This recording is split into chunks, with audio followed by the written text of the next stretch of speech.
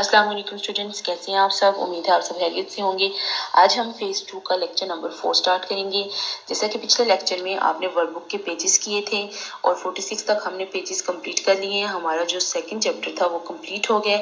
आज हम जो है इस फेज़ में जो नेक्स्ट चैप्टर हम स्टार्ट करेंगे वो है यूनिट 3 फ्रैक्शन के बारे में पढ़ेंगे। सबसे फर्स्ट पे आपने अपनी नीट नोटबुक पर नीड्स ऑफ फ्रैक्शन का टाइटल पेज बनाना है और उसके बाद हम फ्रैक्शन की डेफिनेशन और उसकी टाइप्स लिखेंगे।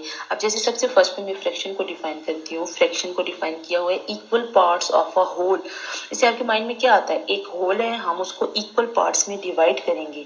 Fraction is a part of whole. Fraction जो होता है हमारे पास किसी भी होल का कोई भी पार्ट होता है, एक हिस्सा होता है उसका। जैसे यहाँ पर एक सर्कल बना हुआ है, उसे मैंने 4 पार्ट में डिवाइड किया हुआ है। अब 4 के 4 पार्ट्स आप देखें कि 4 के 4 पार्ट्स इक्वल हैं। इसी तरह नेक्स्ट जो बॉक्स बना हुआ है वहां पर भी 4 पार्ट्स में डिवाइड किया हुआ है और 4 वो इक्वल पार्ट्स हैं। ये हमारे पास एक होल थिंग है और हमने उसे जब 4 पार्ट्स में डिवाइड किया और उसमें से एक पार्ट को शेड कर दिया तो ये हमारे पास आ जाएगी फ्रैक्शन। फ्रैक्शन के लिए आप हॉरिजॉन्टल लाइन में यूज करते हैं या डिवाइड का साइन इसे पढ़ा जाता है। इसे तो आपने जब इसमें टोटल जितने पार्ट्स होंगे वो आप डिवाइड में लिखेंगे। अब यहाँ पर जो टोटल पार्ट थे वो 4 थे, 4 लिखे और जिसमें से आप देखेंगे कि शेडेड पार्ट कितने हैं 1, तो 1 को ऊपर लिख लेंगे। अब इसी से रिलेटेड मैं आपको न्यूमरेटर और डिनोमिनेटर का कॉन्सेप्ट दूंगी।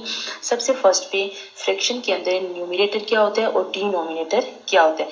अब आप इस तरह से याद रखेंगे कि सबसे फर्स्ट पे आपको नजर आ रहा होगा एक पिज्जा बना हुआ है, उसको टोटल 8 पार्ट में डिवाइड किया गया है। कितने पार्ट्स में डिवाइड किया गया है, 8 पार्ट में से। और एक के ऊपर आपको ट्राइंगल बनी हुई नजर आ रहा है और उसमें से सिर्फ टेकन एक पार्ट लिया गया है, एक पार्ट लिया गया। अब जो पार्ट हम लेते हैं उसे हम न्यूमरेटर कहते हैं और जितने पार्ट्स में हम उसे डिवाइड करते हैं उसे डिनोमिनेटर कहते हैं। जैसे यहाँ पर पिज्जा के टोटल 8 पार्ट्स थे, तो 8 पार्ट्स को हमने डिवाइड में लिखा है, टोटल 8 पार्ट्स थे और उसमें से लिए हमने कितने पार्ट्स है, 1 पार्ट, तो 1 को हम न्यूमरेटर कहेंगे। ऊपर जो वैल्यू आपको लिखी हुई नजर आ रही है वो हमारे पास 1 है, डिवाइडेड बाई 8। 1 हमारे पास न्यूमरेटर होगा और 8 हमारे पास डिनोमिनेटर। जैसे यहाँ पर एक फ्रैक्शन लिखी हुई है a divided by b, horizontal line draw की हुई है a के बाद और नीचे b लिखा हुआ है। a को हम न्यूमरेटर कहेंगे और b को डिनोमिनेटर। इसी तरह नेक्स्ट पे आपको एक चॉकलेट बनी हुई नजर आ रही होगी, उसे टोटल देखिए 4 पार्ट्स में डिवाइड किया गया लेकिन उसमें से एक पार्ट लिया गया, उसमें से भी एक पार्ट लिया गया। अब जो पार्ट लिया जाएगा उसे हम ऊपर लिखेंगे और उसे न्यूमरेटर कहते हैं और टोटल जितने पार्ट्स होंगे 4 पार्ट्स है, 5 पार्ट है, तो उन्हें डिवाइड में लिखा जाएगा। अब जैसे 1 डिवाइडेड बाई 8 है तो आप इसे क्या पढ़ेंगे, फ्रैक्शन के अंदर इसे पढ़ा जाएगा 1/8। 1/8 का मतलब होता है कि टोटल 8 पार्ट है और उसमें से हमने 1 पार्ट लिया। इसी तरह 1 डिवाइडेड बाई 4 को आप पढ़ेंगे 1 क्वार्टर। 1 क्वार्टर भी कह सकते हैं और 1/4 भी कह सकते हैं, क्योंकि अगर फ्रैक्शन को 4 पार्ट्स में डिवाइड किया जाता है तो वो क्वार्टर होता है।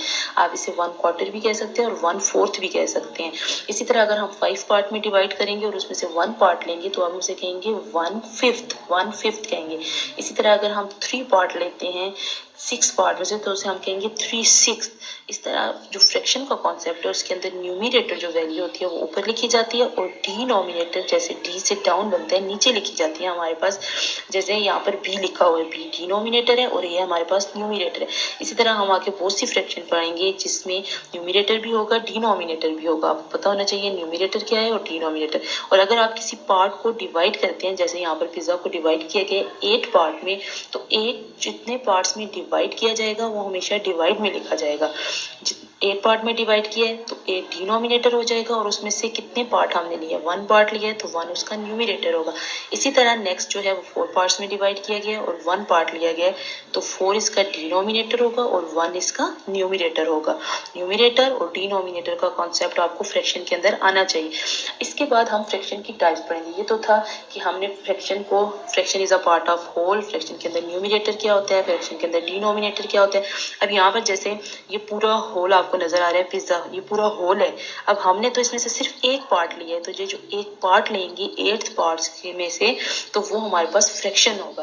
अब फ्रैक्शन से रिलेटेड जो टाइप्स है, जो कॉमन जो इसकी टाइप्स यूज होती है वो हमारे पास 3 टाइप्स होती है फ्रैक्शन की।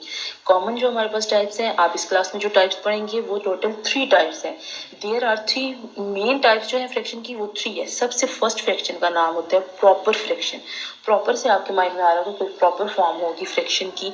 अब आपको पता है न्यूमरेटर क्या होता है, डिनोमिनेटर क्या होता है, जैसे मैंने आपको बताया। अब प्रॉपर फ्रैक्शन ऐसी फ्रैक्शन होती है जिसमें न्यूमरेटर जो होता है वो हमारे पास लेस देन होता है डिनोमिनेटर से।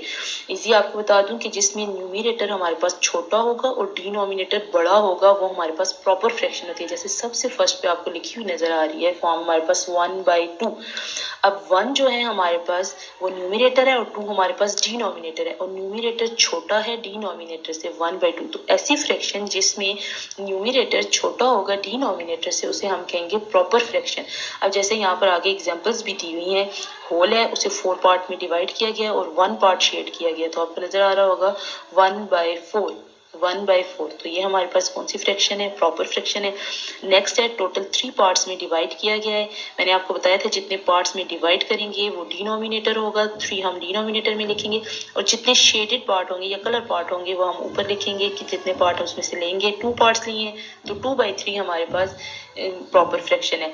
नेक्स्ट पे जाते हैं। नेक्स्ट हमारे पास जो आपको नजर आ रही है फ्रैक्शन, उसको टोटल जो है 10 पार्ट्स में डिवाइड किया गया है, तो 10 डिनोमिनेटर होगा और कितने कलर पार्ट है काउंट करें 7। तो ऐसी फ्रैक्शन जिसमें न्यूमरेटर छोटा होगा लेस होगा डिनोमिनेटर से तो उसे हम कहते हैं प्रॉपर फ्रैक्शन। 1/2, 1/4, 2/3, 7/10। बस आपने न्यूमरेटर छोटा रखना है। 3/4 ये भी हमारे पास जो है प्रॉपर फ्रैक्शन की आप खुद अपने से टाइप्स लिख सकते हैं। अब नेक्स्ट में हमारे पास जो सेकंड टाइप है फ्रैक्शन की वो है इम्प्रॉपर फ्रैक्शन।